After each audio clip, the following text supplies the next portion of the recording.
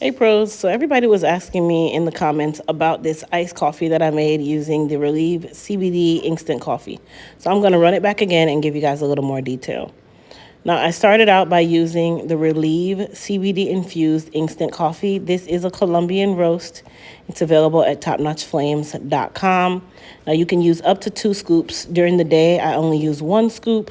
If I'm drinking this at night, then I'll use 2 scoops because, of course, this is all a part of holistic medicine and it makes it nice and easy and mellow for you to fall asleep, but also is a pain reliever as well. It doesn't make you groggy, it doesn't make you irritable.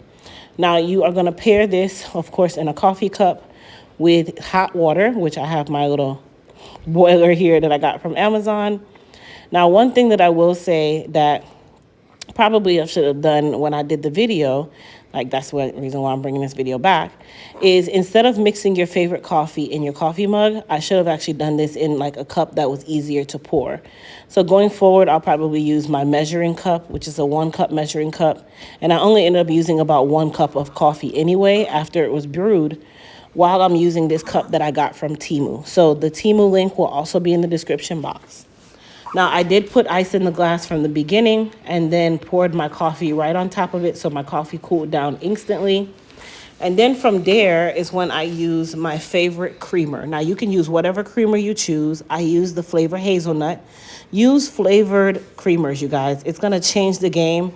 And then I also use a little bit of syrup to give it some flavor. So I did a Starbucks at home for not Starbucks price using salted caramel and hazelnut. Now, for those of you asking, I did put links in the description box below. Please comment down below if you've tried this recipe. And also for my Elite Pros, you get 25% off on topnotchflames.com by using code ELITE.